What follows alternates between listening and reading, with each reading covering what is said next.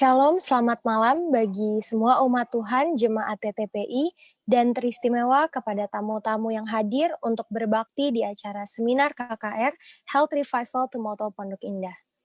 Pada saat ini kita telah tiba di malam ketiga kita di KKR Health Revival. Dan sebelum kita memasuki acara inti, marilah kita sama-sama berdoa di dalam hati kita selama 15 hingga 20 detik untuk memohon curahan Roh Kudus hadir bersama-sama dengan kita.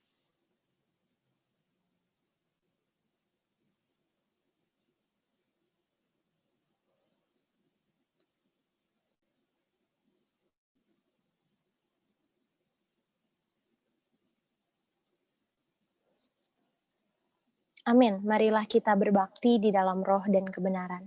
Sebelum kita memasuki acara inti kita, saya akan menyampaikan beberapa informasi yang akan dibantu juga oleh co-host melalui share screen.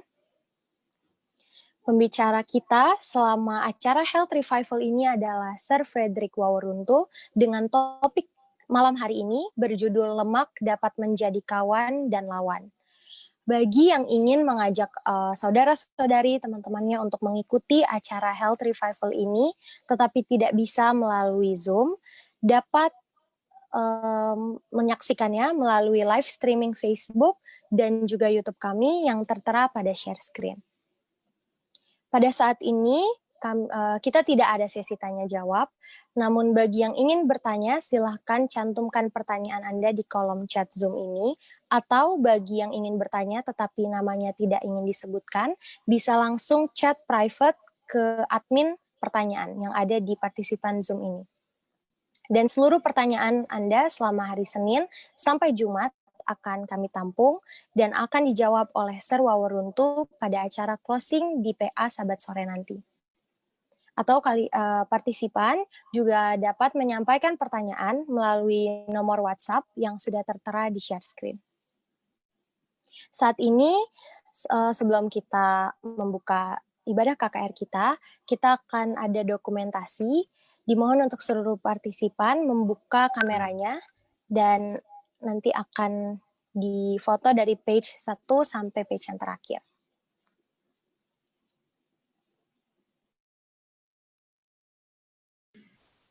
Mohon host untuk stop share, thank you.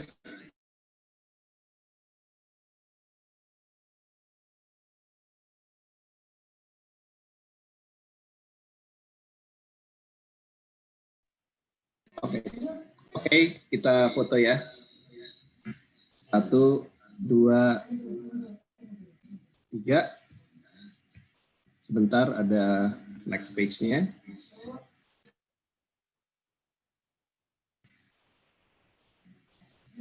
Oke, satu lagi, 1, 2, 3. Yang selanjutnya, sebentar. 1, 2, 3. 2 kali terakhir, 1 lagi, 1, 2. Tolong yang belum dibuka, kami mohon dibuka dulu kameranya untuk dokumentasi. 1, 2, 3. Oke, ini yang terakhir sekarang. Tolong dibuka yang belum dibuka kameranya. 1, 2, 3. Oke, terima kasih.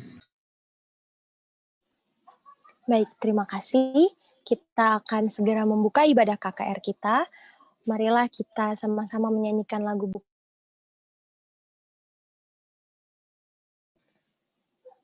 Marilah kita sama-sama menyanyikan lagu buka kita dari lagu Sion 448, Tuhan Batu Karang Kita, yang akan dipimpin oleh Praise Team.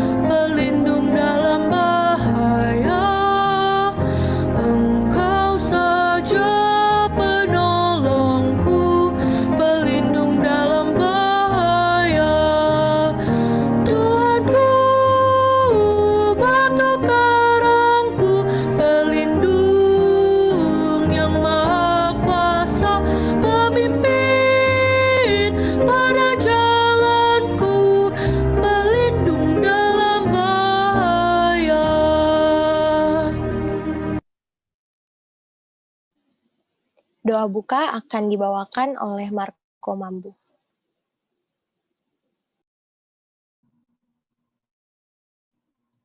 Mari kita bersatu dalam doa. Tuhan Yesus, terima kasih Tuhan atas malam yang indah ini Tuhan. Engkau telah berikan kami Tuhan satu hari lagi kepada kami Tuhan. Terima kasih Tuhan atas kesehatan yang telah Kau berikan ya Tuhan. Pada malam hari ini juga kami ingin berdoa kiranya KKR ini juga berjalan baik Tuhan dengan lancar, kiranya apa yang disampaikan oleh Om Frederick Wawaruntu ini juga bisa menjadi manfaat yang baik juga dalam kehidupan kita Tuhan, tentang kesehatan dalam tubuh kita Tuhan.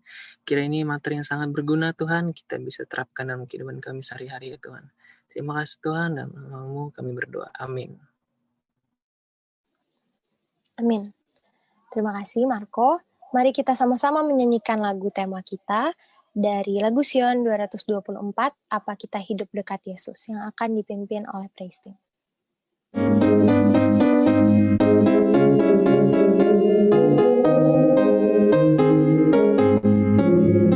Apa kita hidup dekat Yesus dalam kesibukan hidup kita, sehingga dunia melihat Yesus di dalam hidup kita.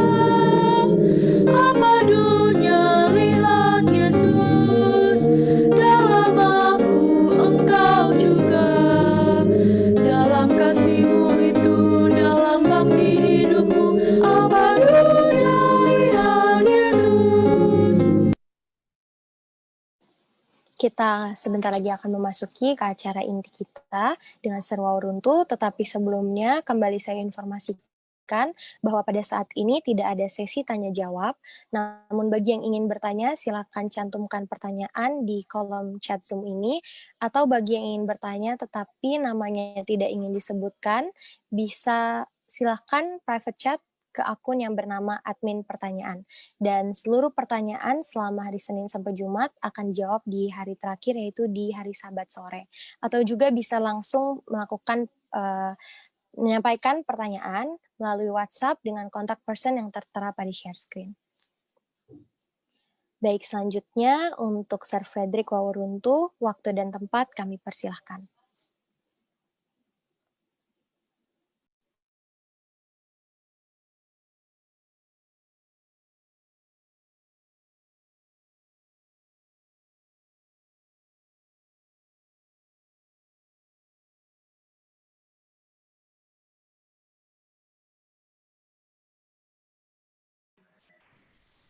Tolong. Selamat malam, kita bertemu kembali pada pembahasan topik kesehatan malam ini adalah lemak dapat menjadi kawan atau lawan. Baiklah,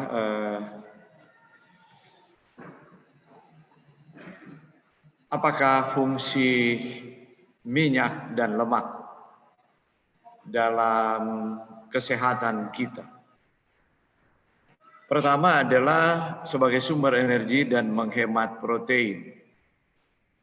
Yang berikut sebagai alat angkut vitamin larut lemak dan bahan pembentukan hormon steroid. Dari sini saja sudah ketahuan bahwa lemak itu penting sekali.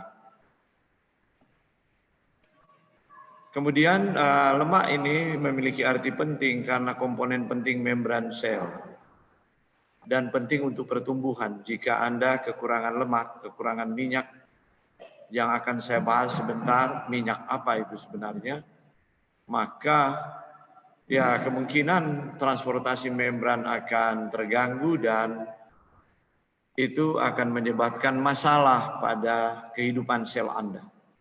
Apakah Anda kekurangan lemak esensial atau kelebihan lemak jenuh? Yang berikut sebagai pelindung organ dan memelihara suhu tubuh. Dan yang terakhir pelumas membantu pengeluaran. Jadi kalau orang sukar untuk buang air besar, ada kemungkinan dia kekurangan lemak. Jadi orang sukar buang air besar kadang-kadang bukan hanya kekurangan serat atau kurang minum air, bisa saja kalau dia bertarak diet yang terlalu ketat, sudah nggak ada minyak sama sekali, ini bisa menjadi problem. Kemudian memberi rasa kenyang dan kelezatan. Jadi sikap kita terhadap lemak, kita tidak boleh terpolarisasi menjadi sangat ekstrim atau terlalu berkompromi, sehingga menyebabkan persoalan-persoalan kesehatan. Baik, mari kita lanjut. Karena itu kita perlu mengenal ada lemak baik dan ada lemak buruk. Dan ada juga lemak jahat. Yang disebut lemak baik itu adalah asam lemak omega 3. Ya, asam alfa linolenik. Dan kalau pada hewan itu ada pada ikan, yaitu eicosapentaenoic acid dan docosahexaenoic acid, EPA dan DHA. Ini adalah lemak-lemak baik yang sangat perlu, lemak esensial. Kemudian ada asam lemak omega 6 dan asam lemak omega 9. Yang disebut lemak esensial itu omega 3 dan omega 6 atau alfa linoleat. Dan kemudian asam lemak omega 9 yaitu lemak tidak jenuh tunggal. Asam lemak berikutnya adalah asam laurat atau medium chain triglyceride.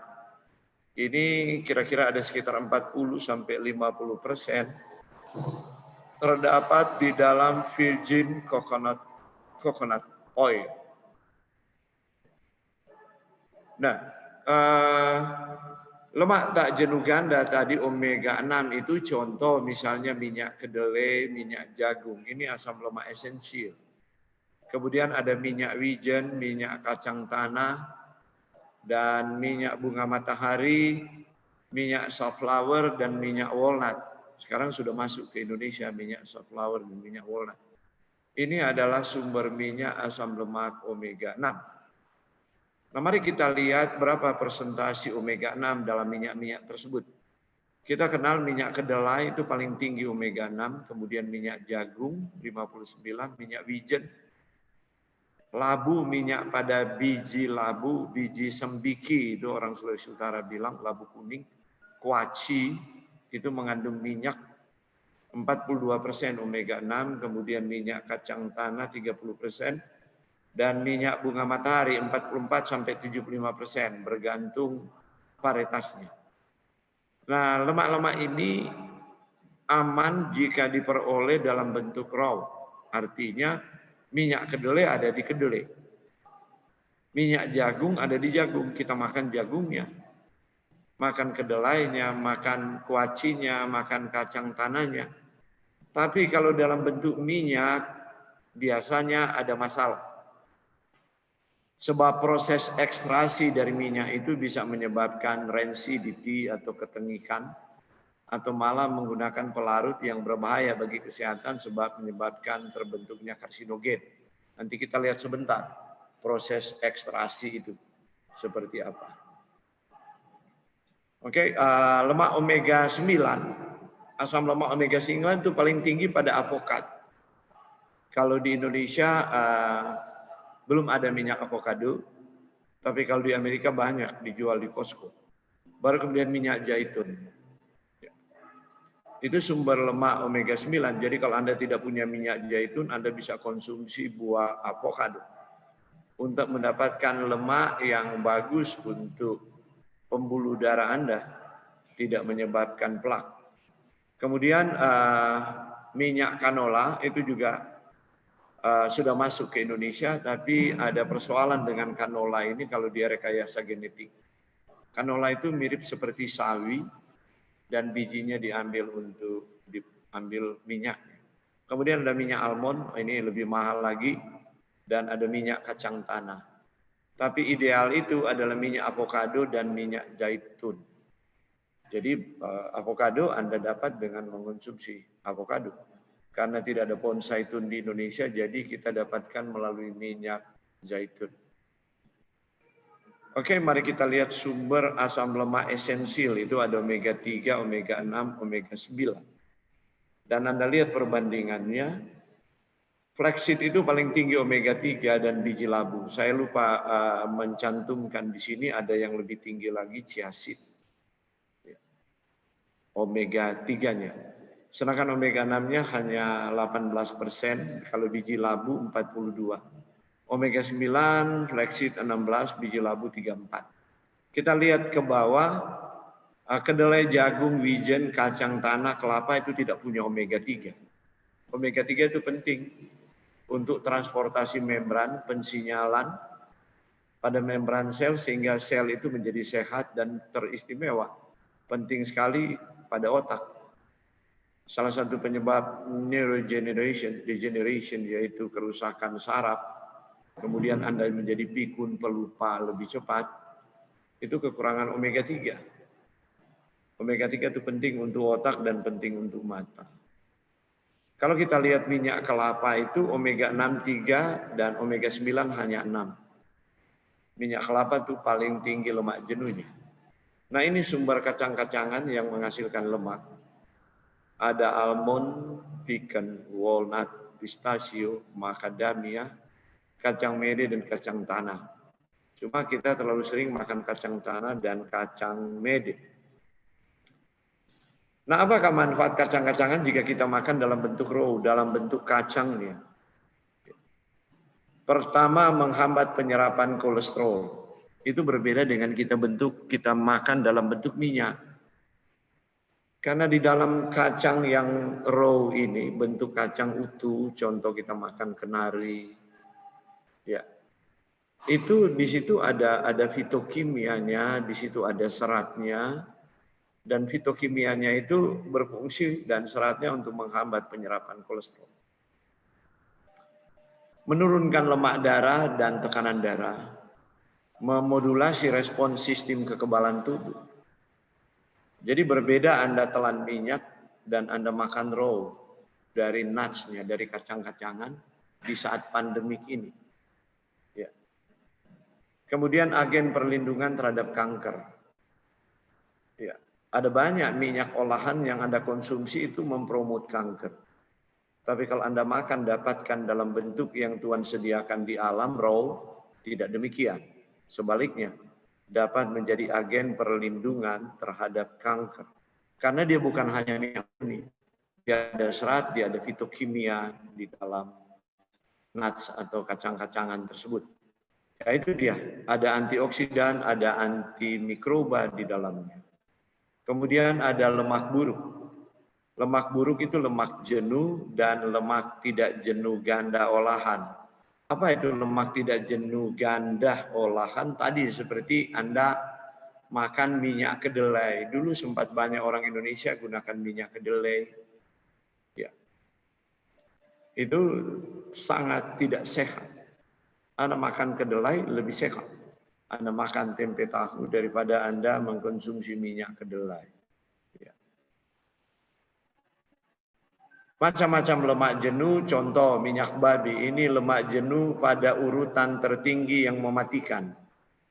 Menyumbat pembuluh darah.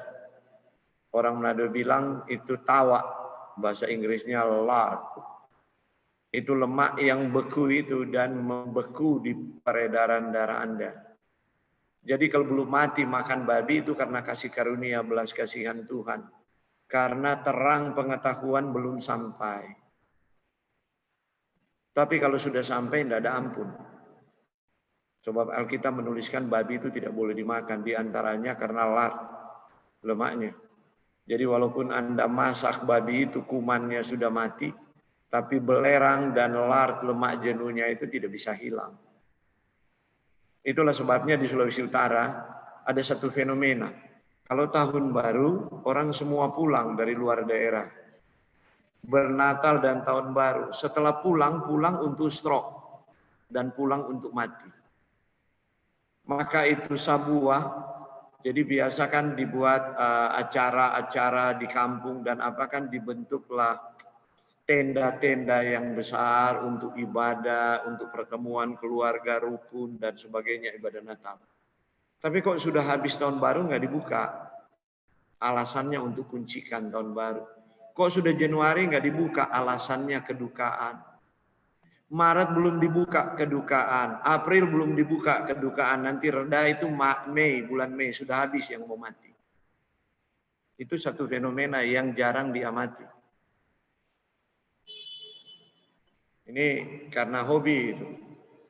Baru minyak jenuh yang membunuh, kedua adalah butter. Banyak sekali kolesterol. Nah, saya bolak-balik ke Amerika, sekarang ada butter yang kolesterolnya sudah di-reduce. Kalau zaman dulu ya banyak sekali kolesterol. Jadi butter itu dari lemak hewan, dipisahkan dari susu, susu menjadi keju, lemaknya menjadi butter. Kemudian ada minyak kelapa dan minyak sawit. Nah, ada perbedaan minyak kelapa dan minyak sawit sebab minyak kelapa masih mengandung medium chain triglyceride tadi, MCT. Itu bagus sekali. Ya. Oke, presentasi asam lemak jenuh. Mari kita lihat lemak jenuh itu flaxseed hanya 9 dan lihat minyak kelapa 91. Jadi minyak kelapa itu bagi orang yang jarang berolahraga itu berbahaya. Tapi bagi orang yang aktif bekerja, maka hampir tidak terlalu berdampak ya. Sebab saya masih ingat ya kakek-kakek di Minahasa di zaman saya anak-anak umur panjang. Padahal mereka selalu santan makan. Dan makan kelapa karena mereka kerja di kebun sawah, mereka kerja di hutan menggergaji kayu. Mereka membuka telaga dan sebagainya. Tapi kalau Anda banyak duduk di ruangan yang dingin, tidak kena sinar matahari, tidak bergerak secara fisik, menjadi berbahaya. Kecuali minyak kelapa itu diolah dengan fermentasi dingin, virgin coconut oil, apalagi kalau dipisahkan. Virgin coconut oil itu dimasukkan ke mesin molekuler, dan kemudian diambil medium chain triglyceride. Medium chain triglyceride itu rantai karbonnya pendek, kira-kira 8 sampai 12 karbon ya. Itu bagian dari kira-kira 40 sampai 50%. Pertama, di musim pandemi ini, MCT itu antivirus. Dan telah berhasil diuji coba dan saya selalu pakai itu untuk orang AIDS. Dan sekarang sudah ada uji coba juga untuk pandemi COVID ini. Tapi berbeda dengan minyak kelapa ya. Saya sebut ini MCT yang 40 sampai 50% ada di minyak kelapa darah atau virgin coconut oil. Nah oke, lemak jahat itu lemak trans yaitu minyak terhidrogenasi dan margarin. Margarin itu yang kita sebut-sebut mentega kalau di Sulawesi Utara. Yang semua dikasih di kue supaya kue itu menjadi enak dan tidak basi seperti itu. Sekarang pun di kue lapis sudah pakai margarin, jadi saya nggak mau makan lagi kue lapis kecuali dia pakai santan. Sebab berbahaya sekali trans fat ini. Baru kemudian lemak tengi atau lemak rusak. Itu juga berbahaya. Lemak tengi itu rancid fat didapatkan, contoh Anda bikin kue umpamanya cucur. Kemudian orang Manado bilang sobakimu. Artinya sudah 3 hari nggak dimakan, nggak dipanasin, dan rasanya sudah tidak enak. Itu sudah menjadi rancid, tengi. Teroksidasi itu jahat sekali itu. Lemak rusak itu bagi otot jantung. Nah oke, sudah disebut-sebut tadi lemak trans ini terbentuk saat minyak tumbuhan dikeraskan. Itu margarin itu dengan menambahkan hidrogen sehingga menjadi padat. Padahal dia minyak cair, contoh minyak kelapa.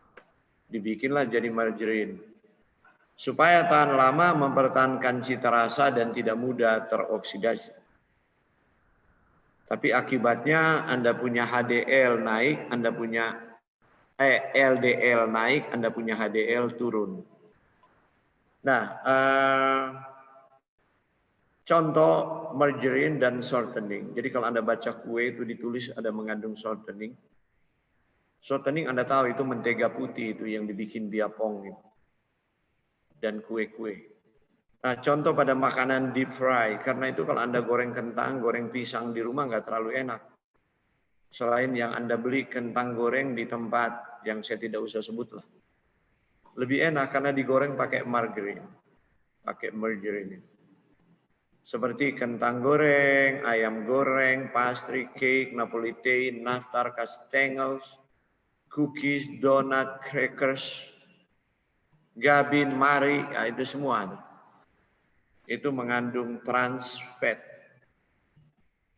Dan kalau Anda mau lebih cepat mati dengan serangan jantung, Anda menyimak nanti akibat trans fat pada pembuluh darah Anda, saya akan bahas pada hari kelima mungkin. Hari Kamis atau hari Jumat. Jumat ya. Saya bahas pada hari Jumat. Oke, malam ini kita mau lanjutkan tentang lemak-lemak ini. Jadi lemak yang meningkatkan kolesterol dan menyumbat pembuluh darah, tadi selain lemak trans, lemak jenuh. Terdapat dalam produk susu hewan, termasuk daging, keju, es krim, ground beef, steak, babi, dan lain-lain. Ada juga di minyak kelapa, minyak sawit tadi. Nah, bagaimana dengan telur? Telur bagus untuk kesehatan. Anda lihat kandungan telur itu. Ya, cuma telur tidak punya serat, karbohidrat sedikit, lemaknya 6,1 gram, protein 7,2, kalorinya rendah, 84 kalori. Tapi dia sumber protein yang bagus, mengandung seluruh asam amino lengkap. Karena itu asam amino bergantung pada dihitung setara dengan telur. Nah, dia mengandung aneka mineral seperti besi, fosfor, kalium, kalsium, vitamin A, D, dan B. Tetapi kuning telur juga mengandung paling sedikit 213 mg kolesterol. Oke.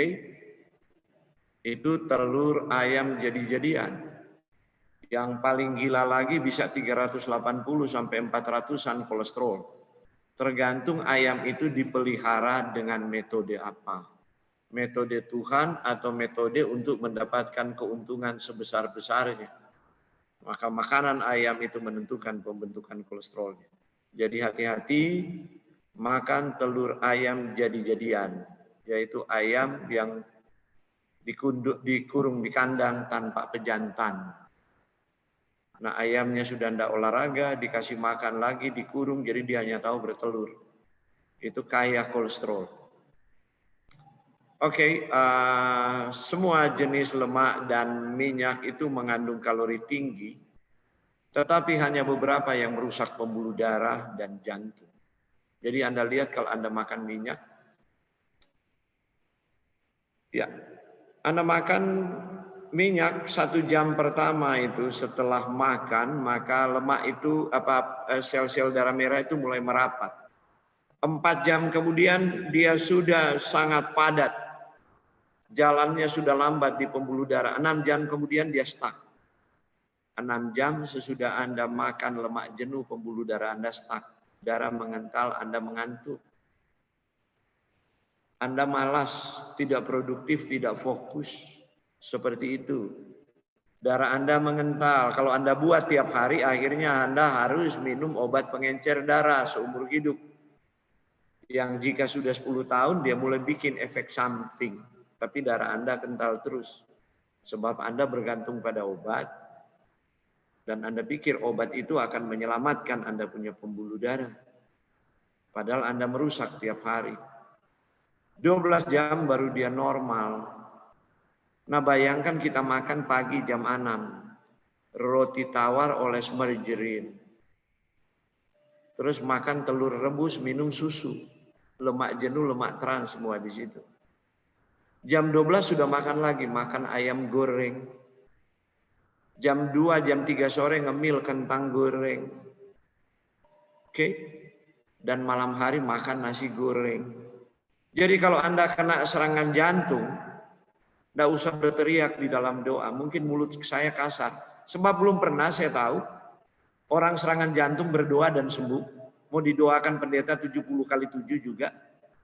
Anda harus bergantung pada teknologi sampai Anda mati. Seperti Tuhan tertidur. Karena orang tidak pernah mau bertobat. Bahwa dia yang rusak pembuluh darahnya. Karena itu Tuhan juga tidak peduli. Nanti teologianya saya bahas dalam khotbah. teologi kesembuhan bahwa kasih karunia itu bersyarat. Bayangkan Anda punya rumah, Anda tuan rumah yang suka rapi dan bersih. Kemudian Anda percayakan kepada adik atau kakak Anda tinggal pergi. Anda pulang-pulang tegelnya sudah hancur. Loh kenapa? Alasannya dia bilang ya dia mesti pel tiap hari, sikat tiap hari. Gurinda tiap hari, bahasa Manado itu tegel. Kenapa? Tiap hari dia pel, tapi tiap hari dia kasih babi, kambing, anjing, kuda masuk di rumah. Nggak kotor. Jadi percuma Anda minum obat membersihkan lemak, mengencerkan darah, Anda tidak bertobat makan lemak yang membuat pembuluh darah Anda tersumbat.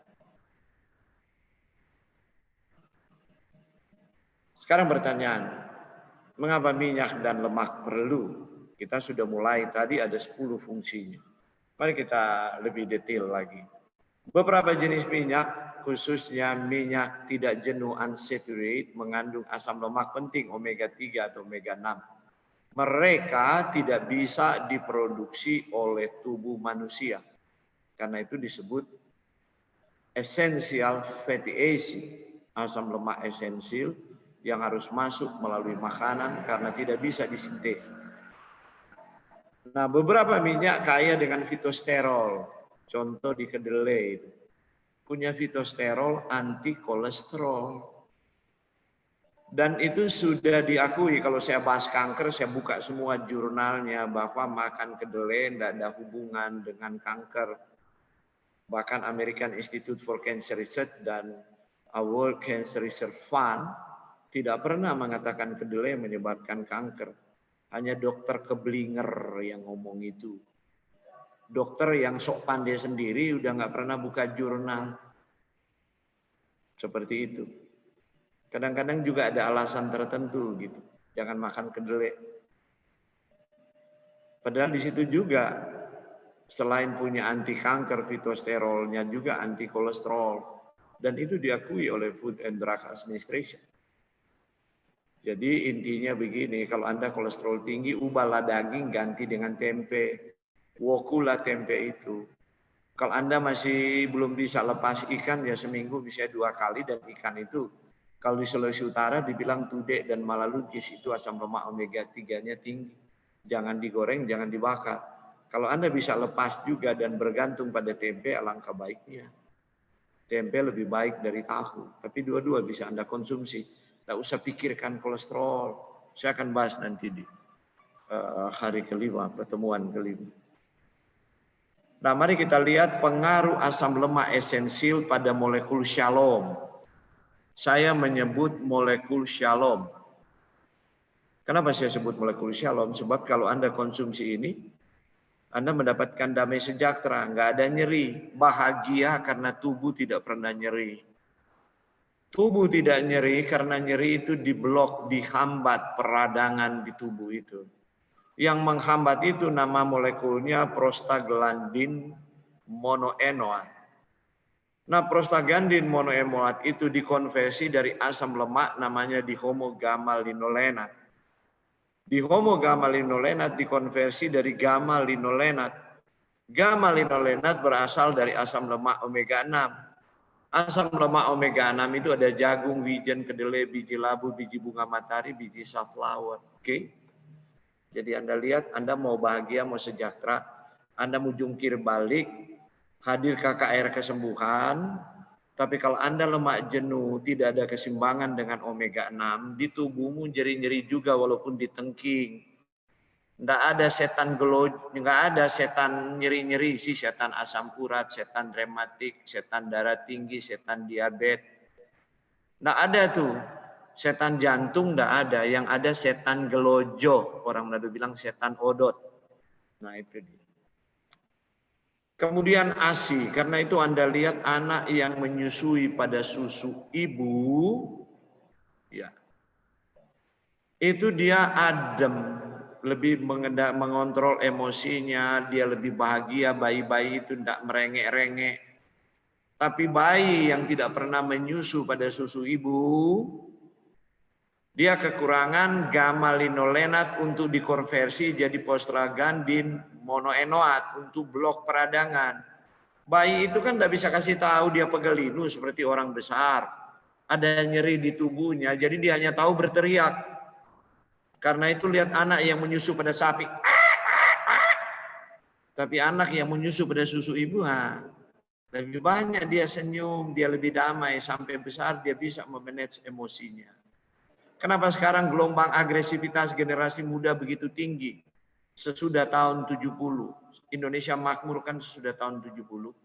Karena dibombardir dengan susu sapi. Padahal sapi tidak pernah menyusui anaknya sampai tua. Itu aja harus diingat. Ya, tidak pernah sapi titip anaknya kepada kerbau, kepada anjing, pada kuda, kepada babi. Tapi manusia suka titip anaknya pada sapi. Itu problem. Mohon maaf kecuali anak-anak itu tidak mendapatkan susu ibu karena berbagai alasan kesehatan, ibu tidak memproduksi susu. Ya mau nggak mau apa boleh buat gitu. Tapi di zaman dulu dikasih air tajin, terbukti hidup. Kemudian ada minyak borax dan evening primrose. Anda tahu borax dan evening primrose? Minyaknya itu dikasih kepada wanita menopause supaya tidak nyeri-nyeri tulang dan sebagainya. Itu dijual-jual suplemen. Apa sih keunggulan minyak itu? Gamma linolenat yang ada di susu ibu. Baru kemudian spirulina. Bagi orang vegan saya suruh makan spirulina. Sudah vegan dia bingung kok pegalnya nggak hilang-hilang, nyeri di badan nggak hilang-hilang, apa yang salah? Dia kekurangan gamma linolenat. Karena saya studi molekuler. Jadi yang saya lihat bukan bendanya, saya lihat molekulnya. Oke. Kemudian peradangan ini bisa diblok dengan flaxseed, biji labu, dan chia seed. Karena ada asam lemak omega 3 yang memblok peradangan. Saya survive sampai sekarang dari penyakit ankylosing spondylitis. Tulang belakang saya, sistem imun memakan, menggerogoti, harusnya saya sudah membatu. Seperti artis yang pernah Anda tahu, Pepeng itu, penyakit yang sama. Iya, yang cuma bisa bergerak kepala saya. Istri saya harus merawat saya seperti bayi 11 tahun dari awal kawin. Sampai terakhir saya sudah buang semua kue mentega.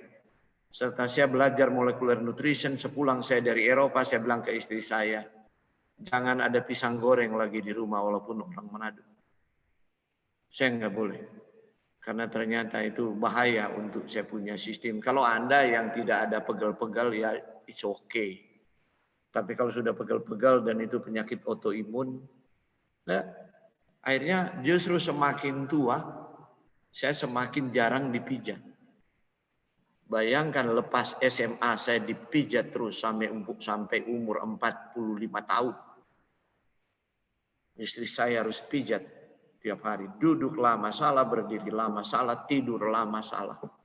Nggak menderita sekali itu. Berteriak kepada Tuhan. Kadang-kadang saya kesal. Orang Manado bilang seperti membangkit-bangkitkan kepada Tuhan. Kenapa engkau tidak angkat penyakit ini? Tuhan bilang, yang anak bodoh, biarlah anak setia dan melayani saya. Anak yang bikin rusak anak diri baru saya mengerti. Ya. Jadi saudara, inilah asam lemak molekul penderitaan. Jadi kalau ini ada di tubuh Anda, mohon maaf. Doa Anda tidak akan sampai di surga. Anda menderita terus umur hidup. Mari kita mulai. Ada molekul di tubuh kita namanya prostaglandin dienoat. Kalau dia hadir, dia akan hambat aktivasi natural killer cell. Anda tahu natural killer cell? Itu adalah garda terakhir pasukan combat Kopassusnya yang Tuhan bikin di tubuh kita untuk tidak ada virus apapun yang dapat bertahan kepada natural killer cell. Bakteri apapun termasuk kanker tidak akan ada bertahan. Mengapa kita kanker? Mengapa kita kena virus? Natural killer cell itu bungkam. Karena itu dia disebut natural killer cell. Sel pembunuh alami. Jadi kalau dia dihambat kekebalan rentan, yang menghambat apa itu? Yang menghambat tuyul, katakanlah tuyul, prostaglandin dienoat. Sekarang tromboksan A2 kalau dia ada, apa yang dia buat? Vasokonstriksi, pembuluh darah Anda menyempit. Terjadi agregasi trombosit, apa akibatnya? Tekanan darah tinggi, darah kental, stroke. Kalau ini mbahyul ada, ini setan lebih besar. Kemudian lekotrin, kalau dia ada apa yang terjadi? Anda alergi, Anda asma, infarksi miokardial. Pada jantung Anda terjadi pertumbuhan tumor. Anda lihat molekul setannya sama, ini setan betul. Leukotriene. Baru kemudian kalau ada asam lemak terhidroksilasi, apa yang terjadi? Yang terjadi kanker tidak bisa sembuh, pindah sana sini. Ditembak di kemo Anda sudah babak belur, dia pindah tempat lain, metastase. Ini dia apa namanya itu? Lucifer, apa? Setan lebih besar lagi lah. Oke, bapak mereka siapa? Tentu Lucifer, bapak mereka asam arakidonat. Asam arakidonat banyak di mana? Daging, susu hewan, dan telur ayam modern. Karena itu kalau orang kanker masih mau minum susu, mau makan daging, mau makan telur-telur modern itu. Demikian juga orang jantung dan stroke, berhentilah berdoa. Faktanya walaupun didoakan tetap kondisi penyakitnya tidak berubah. Mungkin Anda dengar keras, tapi saya berhutang. Harus menyampaikan ini. Saya tidak menghakimi Anda, yang menghakimi adalah Tuhan dan tubuh Anda yang sakit. Oke, jadi bagaimana minyak diproses sekarang mempengaruhi kesehatan kita. Cara pemrosesan penyulingan minyak itu walaupun minyak sehat. Bentuk terbaik minyak pertama diproses dengan cara kuno yaitu proses hidrolik. Namanya cold press, contoh ekstrak virgin olive oil. Bentuk terbaik kedua adalah mechanically expeller extracted unrefined oil, misalnya minyak zaitun extra light. Nah, kemudian bentuk terbaik yang lain adalah modified atmosphere. Minyak diekstrak dalam keadaan dingin, bebas dari pengaruh cahaya, oksigen, dan masih mengandung nutrisi lainnya.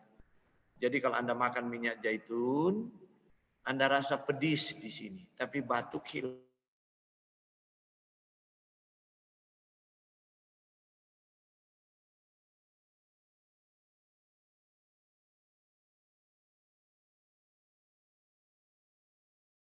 Avocado. Karena itu walaupun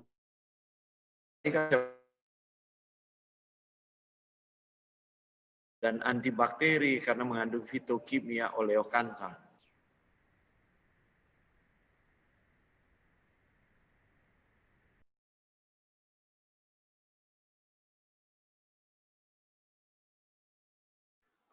Mohon maaf, sepertinya ada gangguan sinyal di Om Frederick Waworuntu. Kita doakan sama-sama agar kiranya sinyalnya stabil lagi. Sepertinya ada gangguan sinyal dari Om Frederick Waworuntu. Mohon kesabarannya untuk menunggu sebentar ya.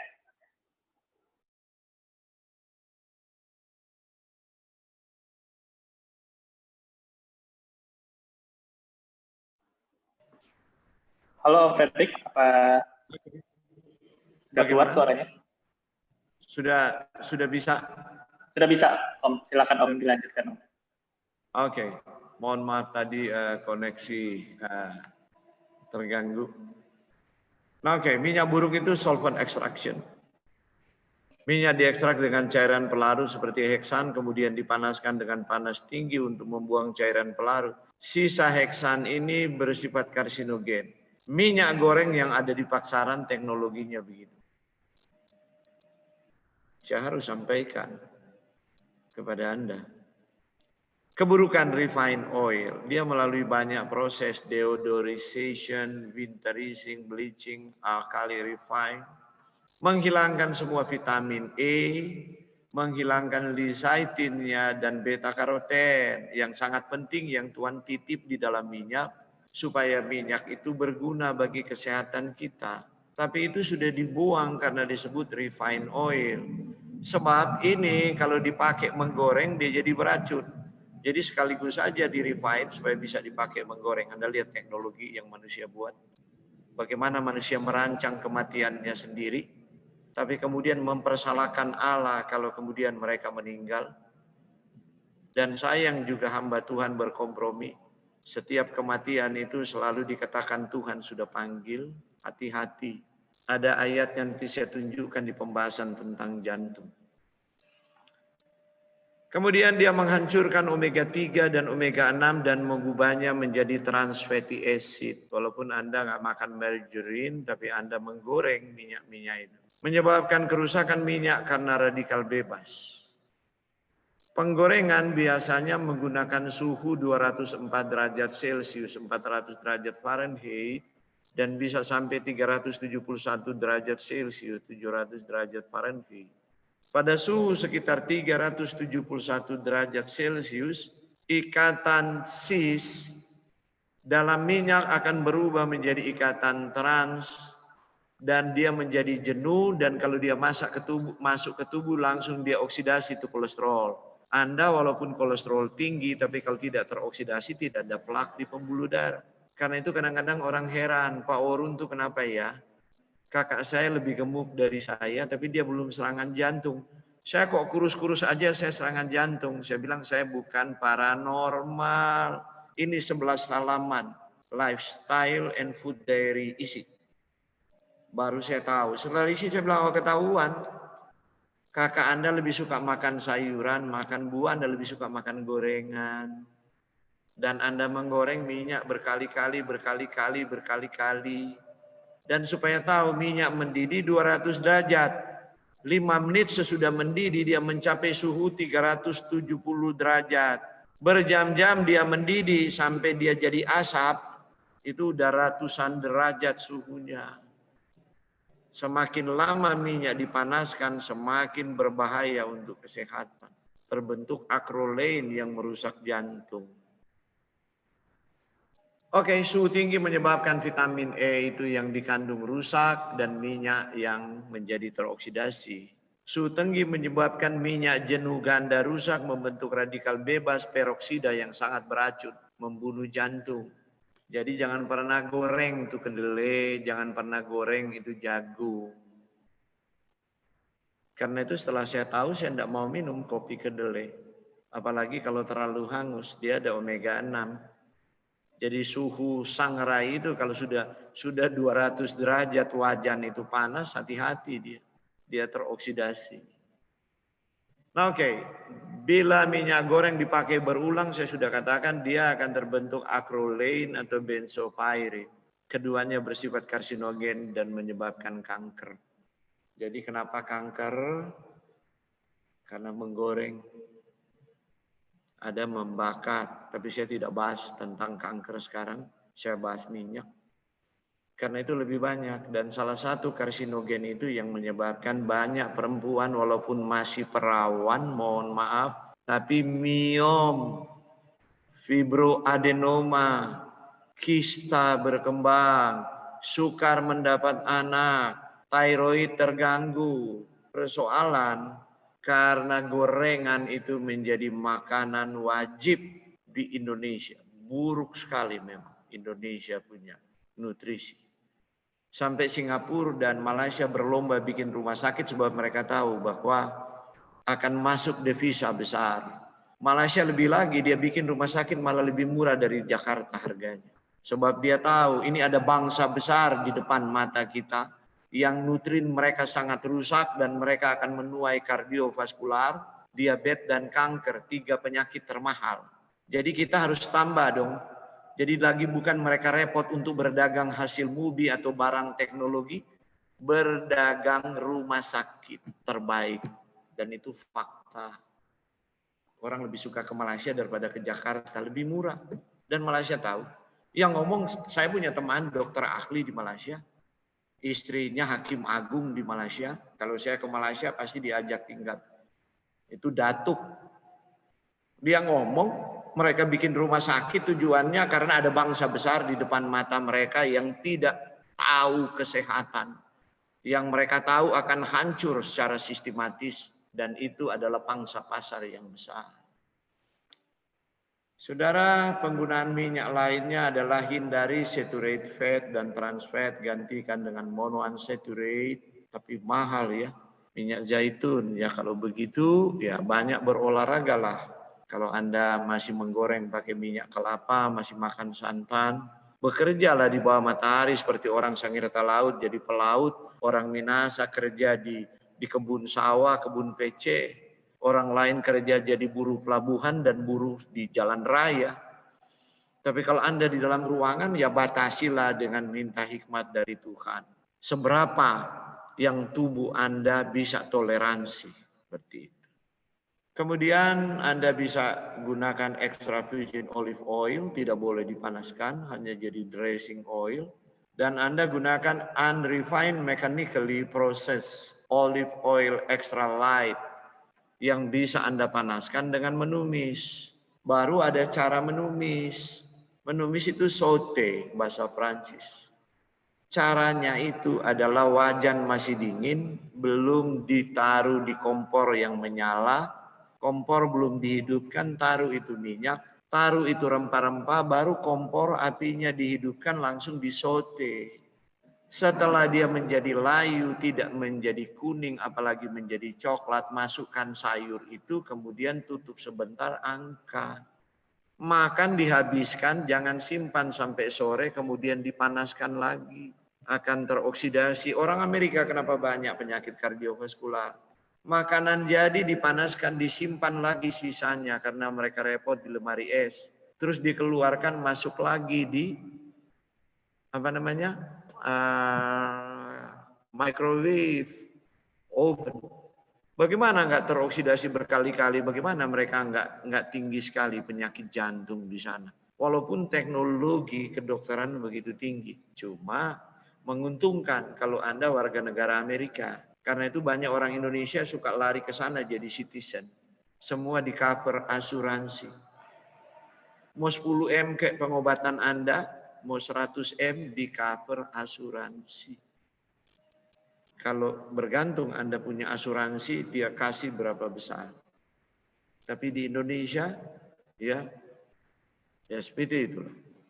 Kita tidak boleh mempersalahkan bahwa pemerintah tidak bisa memberikan jaminan, tapi persoalannya juga adalah kita yang enak-enak makan kok disuruh pemerintah urusi. Untuk tanggung jawab itu kan konyol namanya. Omega 3 fatty acid dengan menambahkan apa? Avocado, flaxseed, chia seed, almond, walnut dalam makanan. Nah, Anda tanya Pak Uruntu, kalau Pak Uruntu makan alpukat bagaimana? Saya blender itu alpukat dengan kelapa muda dan air kelapa untuk mendapatkan asam lemak esensial yang luar biasa. Kalau saya ada walnut, saya masukkan di situ, ada flaxseed, saya masukkan. Saya sudah dapatkan asam lemak untuk otak saya, untuk persendian saya yang nyeri pindah-pindah dulu di bawah 40 tahun. Sakit semua, saya punya gelang bahu, saya punya ini. Karena penyakit autoimun dan tulang belakang saya. Tidur seperti mayat, ke kiri nyeri, ke kanan nyeri, di belakang terlalu nyeri, dan istri saya kadang-kadang mesti membolak-balikkan saya. Jangan sampai kaku. Anda lihat, sebuah penderitaan. Karena itu saya berangkat dari penderitaan untuk mencari jalan keluar. Di umur 40 saya berangkat lagi kuliah molecular nutrition dan herbal medicine. Kita perlu keseimbangan asam lemak. Ya. Kita perlu lemak jenuh, dan kalau juga tidak masuk, tubuh sebenarnya bisa konversi, bisa membuatnya. Tapi itu saya bahas di kehidupan ada di sel Anda, bukan di materi. Nah, itu hanya 6% dari total kalori harian kita. Kalau total kalori kita 2000 ya, dia hanya perlu 12 gram. Kemudian omega 9 6%. Jadi omega 9 diseimbangkan dengan lemak jenuh, kemudian omega 6 diseimbangkan dengan omega 3. Jadi total kalori 20%. Kalau Anda membutuhkan 2000 kalori atau 2200, rata-rata di riset kesehatan dasar Indonesia 2200 orang dewasa pada umumnya, yang aktif bekerja, yang tidak aktif ya kira-kira 2000 kalori per hari. Nah, kalau kita pakai rata-rata 2000 kalori, ya, 20% itu berarti 400 kalori dari lemak. Berarti 40 gram lemak. Berarti 4 sendok minyak. Tapi jangan ambil tuh minyak kelapa kalau taruh 4 sendok, itu lemak jenuh. Kita hanya perlu dia 6%. Terus jangan lupa di makanan kita juga sering ada lemak. Kita udah makan kelapa, makan advokat, ada lemak, harus dihitung. Dan hitung-hitungannya bukan di dalam materi ini. Ada materi khusus, hitung-hitungan kalori. Dan saya tidak membahas ini. Tapi ini kira-kira gambaran keseimbangannya. Oke, apakah Tuhan peduli mengurus penggunaan lemak dan minyak? Mari kita lihat apa kata firman Tuhan. Tuhan mengizinkan makan daging sesudah peristiwa air bah dengan pembatasan. Bayangkan, Tuhan tahu daging itu akan memendekkan usia manusia. Tapi karena manusia ingin makan daging, Tuhan kasih dalam realitas dosa. Tapi Tuhan masih mengasihi, Tuhan hindari itu, berikan daging halal, daging clean sebenarnya. Enggak ada istilah halal dalam tradisi Ibrani. Clean and unclean. Ya, bersih atau tidak bersih. Itu hukum Ibrani dalam kesehatan, dalam makanan. Imamat 11 ayat 1-30. Tapi kita lebih suka baca Imamat lompat-lompat. Bagaimana kalau Anda baca surat cinta, Anda lompat-lompat? Kan tidak asik. Dan Anda bisa salah tafsir. Bacalah Imamat pasal 3 ayat 17. Tuhan bilang apa? Daging halal boleh makan, tapi tanpa lemak dan darah. Bayangkan orang Ibrani makan daging, nggak ada lemak dan darah. Anda boleh potong ayam. Anda buang semua darahnya sampai ayam itu menggelepar-gelepar. Jangan potong satu kali, iris sedikit. Kemudian Anda tim sampai air itu tidak berminyak lagi dan Anda rasa ayam itu kalau enak. Enggak enak. Ini standar yang Tuhan buat di Alkitab. Jangan salah ya. Imamat 3 ayat 17b, inilah satu ketetapan untuk selamanya bagi kamu turun-temurun di segala tempat kediamanmu. Jangan sekali-kali kamu makan lemak dan darah. Mudah-mudahan orang Advent tidak berteologi konyol dan mengatakan ini untuk orang Israel. Kalau Anda berteologi konyol, saya suruh Anda makan babi lagi. Ini untuk kita juga. Ayat ini. Kemudian saudara, mari kita lihat apakah Tuhan serius dengan lemak. Mari kita lihat Hofni dan Pinehas. Anda tahu ceritanya. Orang itu dari tahun ke tahun pergi meninggalkan kota, sujud, menyembah Tuhan, mempersembahkan kepada Tuhan semesta alam di Silo. Di sana ada yang menjadi imam, jadi pendeta. Di sana adalah Eli punya anak yaitu Hofni dan Pinehas. Imam Eli ini ketua General Conference di zaman itu. Ketua sinode lah. Dia punya anak 2 juga pendeta. Nah, kan peraturan Tuhan, lemak itu harus dibakar, tidak boleh dimakan. Ada aturannya, tapi ayatnya jadi terlalu panjang kalau saya baca sendiri di rumah lah. Tapi bujang imam itu datang berkata kepada orang mau mempersembahkan daging itu. Kan persembahan itu tiap-tiap hari persembahan untuk penghapusan dosa. Berikanlah daging kepada imam untuk dipanggang. Tapi orang bilang begini, loh, lemaknya mesti dibakar, oh mesti yang mentah. Sebab mereka tahu kalau daging tanpa lemak nggak enak. Sapi terasa sapi karena ada minyak sapi. Ayam terasa ayam karena ada minyak ayam. Kambing terasa kambing dan minyak kambing. Contoh, Anda makan apa? Anda beli apa yang taruh di sup itu? Apa itu? Perasa ayam dan perasa sapi. Apa daging? Di situ bukan, itu kan lemak doang. Anda taruh di kaldu betul-betul. Walaupun Anda masak tahu doang, sup tahu tapi rasa ayam karena kaldu ayam. Oke? Nah, apabila orang itu menjawab, bukankah orang Ibrani ini tahu aturannya, bukankah lemak itu harus dibakar dahulu, barulah ambil bagimu sesuka hatimu bagianmu. Maka berkata Lea kepada orang itu, sekarang juga harus kau berikan, kalau tidak aku akan mengambil dengan kekerasan. Betapa pendeta ini melanggar hukum Tuhan. Ya. Gara-gara sorodo, orang Manado bilang, gara-gara ini dia melanggar aturan Tuhan. Dan yang diancam itu adalah jemaat Tuhan yang taat dan patuh. Apa yang Tuhan buat? Dengan demikian sangat besarlah dosa orang muda itu di hadapan Tuhan, sebab memandang rendah korban untuk Tuhan. Sebab itu demikianlah firman Tuhan Allah Israel, sesungguhnya Allah berjanji, keluargamu dan kaummu akan hidup di hadapanku selamanya. Mari kita lihat sifat Tuhan, ya. Doktrin tentang sifat Tuhan. Apakah Anda telah mengenal siapa Tuhan yang Anda sembah? Apakah Tuhan pernah batalkan janji? Di ayat ini Tuhan batalin janji loh. Perhatikan baik-baik. Tuhan berjanji, demikianlah firman Tuhan kepada Imam Eli, ketua GC waktu itu. Sesungguhnya aku telah berjanji keluargamu dan kaummu akan hidup di hadapanku selamanya. Tetapi sekarang demikianlah firman Tuhan. Jauhlah hal itu daripadaku. Sebab barang siapa yang menghormati aku akan kuhormati. Tetapi siapa yang menghina aku akan dipandang rendah. Gara-gara apa? Dia tutup mata DP anak dua pedosa. Suka makan lemak. Oke. Sesungguhnya akan datang waktunya. Ini Tuhan bilang. Sesungguhnya akan datang waktunya. Aku akan mematahkan tangan kekuatanmu dan tangan kekuatan kaummu. Sehingga tidak ada seorang kakek dalam keluargamu. Tuhan marah kepada Hofni dan Finehas. Papanya dihukum, seluruh kaumnya dihukum. Siapa Tuhan yang Anda kenal? Saya nggak gertak-gertak, takut-takutin. Tapi terlalu banyak kasih karunia dijual terlalu murah oleh Kristen populer. Dan itu masuk juga ke dalam pekabaran Advent. Kasih karunia populer.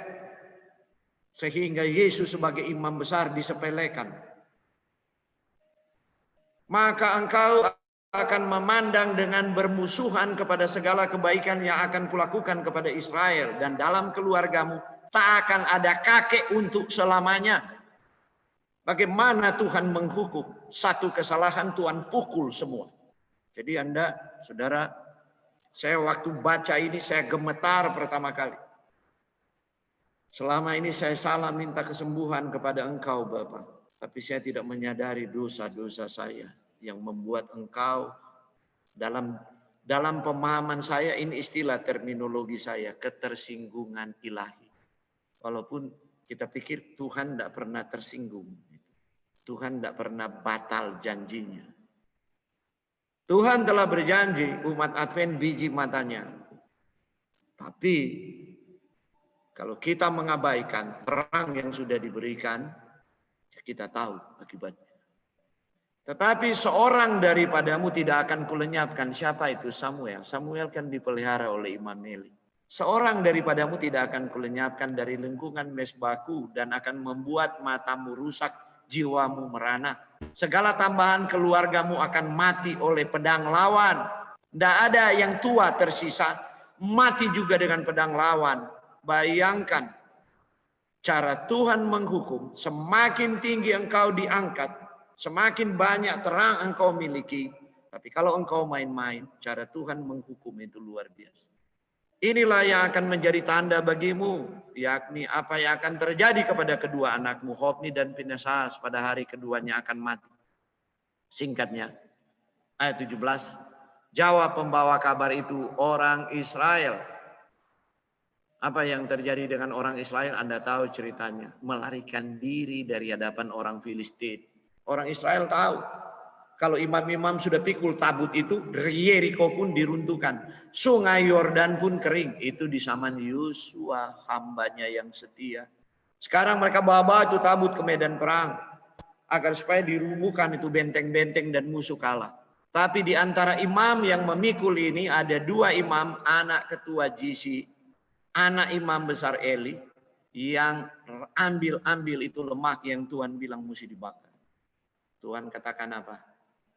Kekalahan besar telah diderita oleh rakyat, lagi pula kedua anakmu Hofni dan Finehas tewas. Tabut sudah dirampas. Dan kalau tabut Tuhan itu kehilangan kemuliaan, orang Israel berteriak Ikabod. Seperti waktu Yerusalem dihancurkan oleh Jenderal Titus. Tidak ada pembelaan Tuhan sama sekali. Saudara, Ketika disebutnya tabut Allah itu, jatuhlah Eli terlentang dari kursinya di sebelah pintu gerbang, batang lehernya patah. Kematian yang sangat tidak terhormat. Tapi ditambah keterangan sebab telah tua dan gemuk. Jadi rupanya Eli juga kenapa dia tutup mata? Dia juga curi-curi makan-makan itu lemak. Karena itu dia gemuk. Dan Tuhan tahu, anak-anaknya juga mungkin tahu. Karena itu anak-anaknya melanggar. Saudara, itulah sejarah tentang lemak di Alkitab. Jadi hati-hati dengan penggunaan lemak. Karena Tuhan mau kita umur panjang, kita bisa berdiri di dalam sejarah di akhir zaman ini, agar supaya dunia yang kehilangan pengharapan, yang tidak berdaya oleh sakit penyakit, melihat ada satu lampu kecil yang terang. Di sana dia menemukan jawaban, sehingga Yesus ditinggikan dan dipermuliakan. Dan ini kerinduan Tuhan kepada umat yang menjadi biji matanya, kepada umat yang mendapatkan terang sepenuhnya, menjadi gudang penyimpan kebenaran. Tuhan tidak tutupi rahasia kebenaran kepada umat yang sisa ini, the remnant. Tapi sayang, umat yang sisa ini banyak yang kurang mau mengupdate pemahaman mereka tentang kehendak Tuhan. Nah, malam ini kita telah belajar tentang lemak. Tuhan Yesus memberkati kita. Mari kita berdoa. Bapa di dalam kerajaan sorga, kami datang merendahkan diri di hadapan hadirat-Mu ya Tuhan.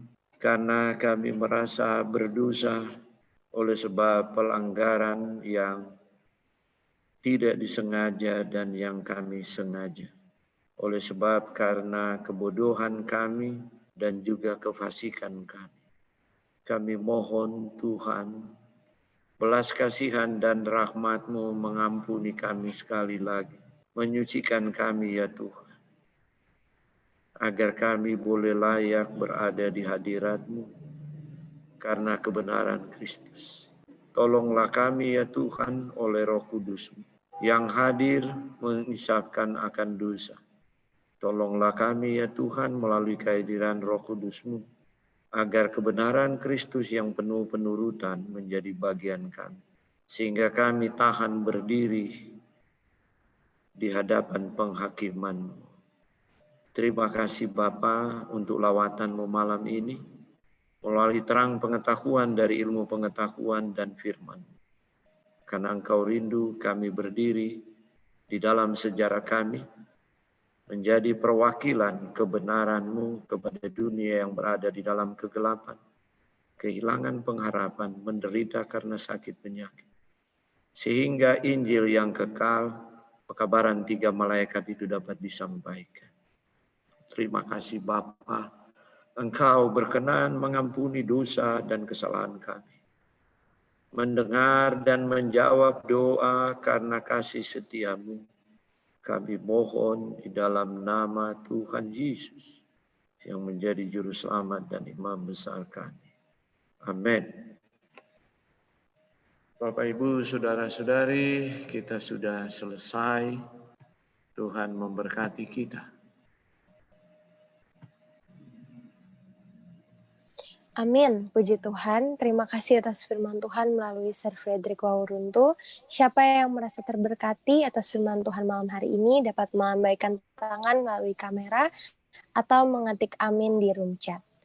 Saat ini kita akan ada dokumentasi yang kedua. Dimohon untuk seluruh partisipan jangan leave Zoom terlebih dahulu dan dimohon untuk membuka kameranya.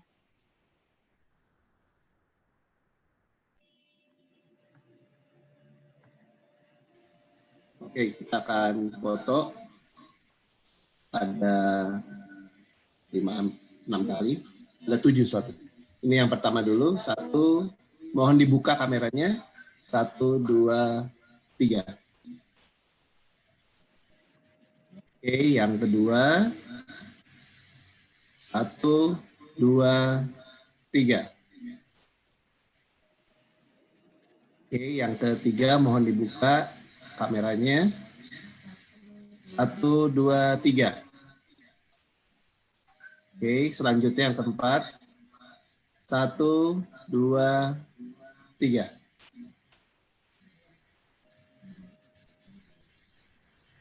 Oke, selanjutnya yang kelima, 1, 2, 3.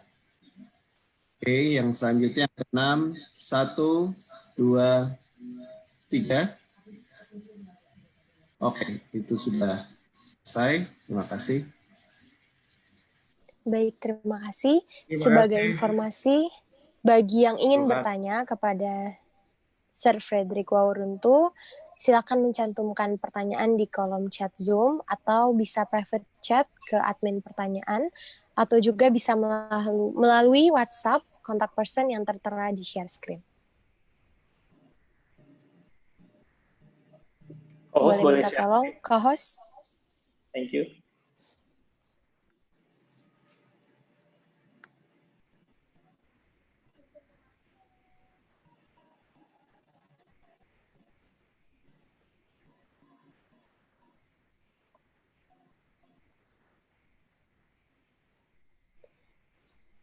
Baik, bisa melalui kontak person, melalui WhatsApp di share screen, yang tertera di share screen. Dan juga sebagai pengumuman, kami mengundang seluruh partisipan untuk menghadiri KKR Health Revival hari keempat besok malam dengan judul Melawan Diabetes dengan Gaya Hidup, dengan detail jadwal yang tertera pada screen ini. Saat ini marilah kita berdoa, doa tutup akan dipimpin oleh Ibu Meliana.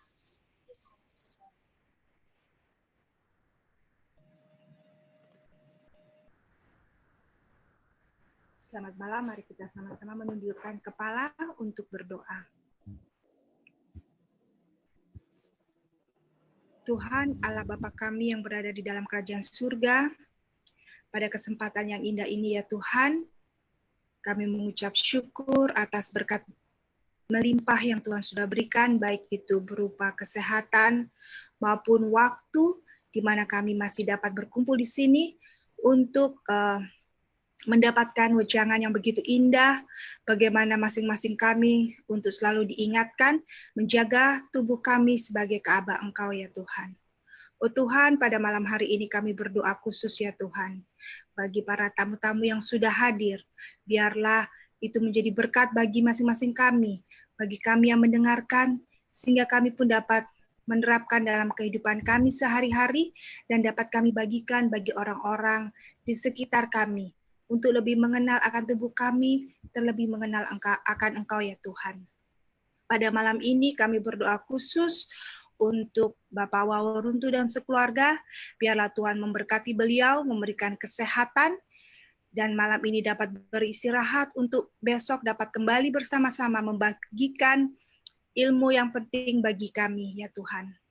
Kami berdoa juga untuk para tamu, jemaat, majelis, dan pendeta Mandoya, biarlah Tuhan memberikan kesehatan bagi masing-masing kami, sehingga kami besok dapat kembali diberikan kesempatan untuk dapat hadir, mendengarkan akan firman-Mu.